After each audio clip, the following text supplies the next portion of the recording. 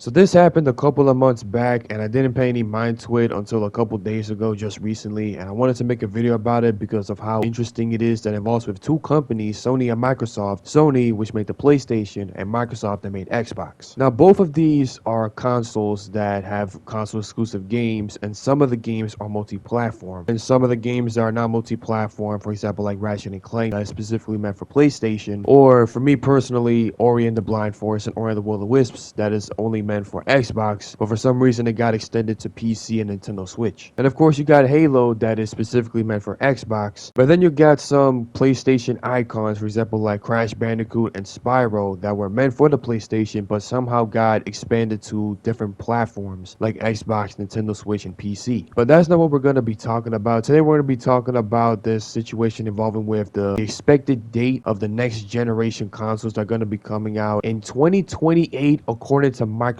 And it's not just that, it's also PlayStation responding to the deal that Microsoft made with Activision, which I will talk about in a little bit. And it is an interesting topic to talk about, to say the least. Microsoft expects the next Xbox and PlayStation 6 to come out in 2028. In court documents reviewed by IGN, Microsoft said the expected starting period of the next generation of consoles is 2028. This means the next Xbox and the PlayStation 6 are set to launch 8 years after the Xbox Series X and S and PlayStation 5. The news comes from documents made public as part of Xbox's big Activision Blizzard FTC trial, which kicked off this week. It's crunch time for Microsoft and the Xbox brand as company leaders are heading to federal court to defend their proposed $69 billion acquisition of Activision Blizzard against the United States Federal Trade Commission. The legal battle between Microsoft and the FTC began last year when the agency announced plans to block Microsoft's enormous $68.7 billion purchase of the company behind Call of Duty, Diablo, and Candy Crush. Last week, a federal court in California issued a temporary restraining order requested by the FTC that basically blocks Microsoft and Activision Blizzard's deal for the time being. This week's trial will see the FTC attempt to impose a preliminary injunction on Microsoft and Activision Blizzard. If successful, it would mean Microsoft and Activision Blizzard can't compete the acquisition. The FTC's review of the transaction's compliance with U.S. antitrust law is ongoing. In documents released today, Microsoft discussed the 10-year duration of its commitment to Sony to release Call of Duty games on PlayStation platforms should the deal go through. Quote, this term would in any case go beyond the expected starting period of the next generation of consoles in 2028, Microsoft said. Quote, thus Call of Duty will be published on successor PlayStation consoles should one be released during the term of the agreement. The agreement also would ensure that Call of Duty console games are offered on PlayStation at parity with Xbox. So I searched what parity meant, and it says the state or condition of being equal, especially regarding status or pay. So it's basically the agreement of allowing Xbox and PlayStation consoles to be published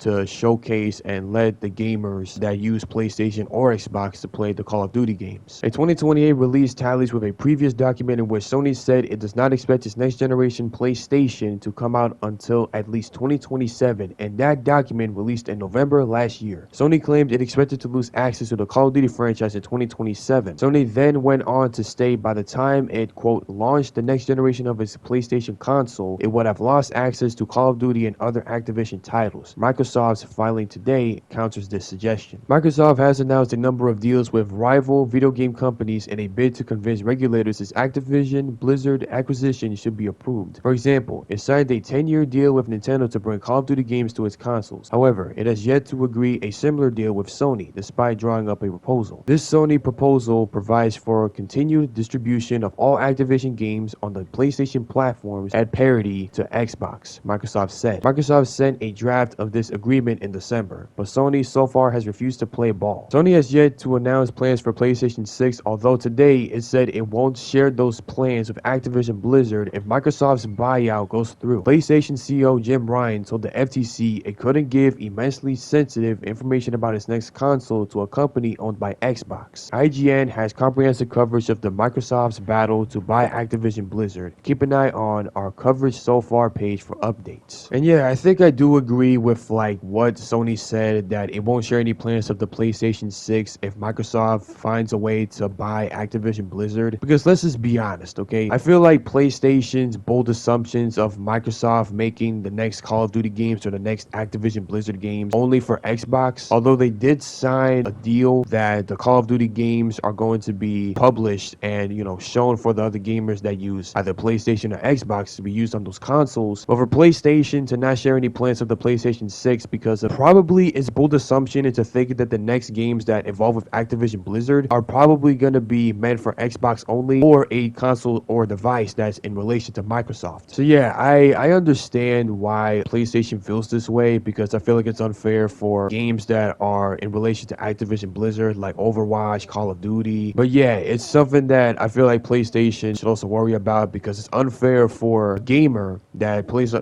on PlayStation that cannot play games like Call of Duty. I have to get a specific console to play a game just to have that enjoyment. They have to spend like triple digits on their money to buy a console just to play a game that they wanted to play. Which to me, it makes sense of why PlayStation feels this way, and it doesn't make sense for you to buy a console to play a game that you've been wanting to play, which I do understand, alright? But then you got some games that are specifically meant for a console, like Spider-Man 2 that is specifically meant for PlayStation, or Ratchet & Clank Rift Apart that is also specifically meant for the PlayStation 5 specifically. But later, it just got ported to Steam, so I guess that also doesn't matter anymore. But yeah, I also do agree that some of the games that people want to play but can't play them because they don't have the specific console or device to play the game. For example, like me, I want to play Ori and the Blind Forest and Ori and the Will of the Wisps, but I can't play it because I have to get an Xbox. Also, a bit off topic that's in relation to the Ori series. I didn't want to make a video about it because I didn't think it would be fitting to make a video about it in the first place, but I might as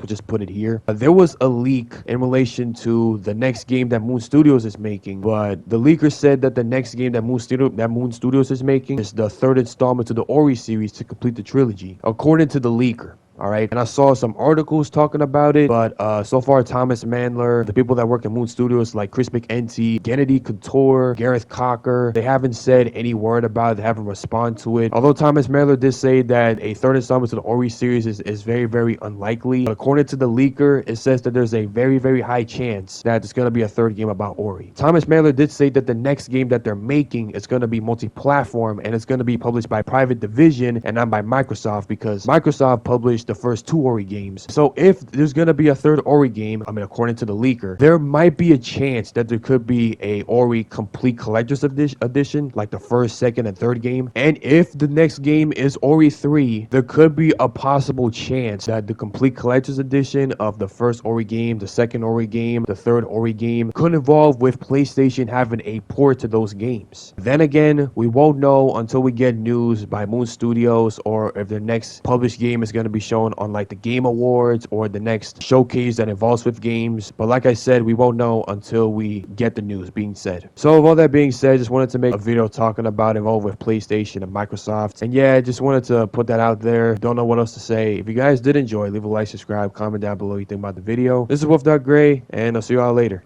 See ya.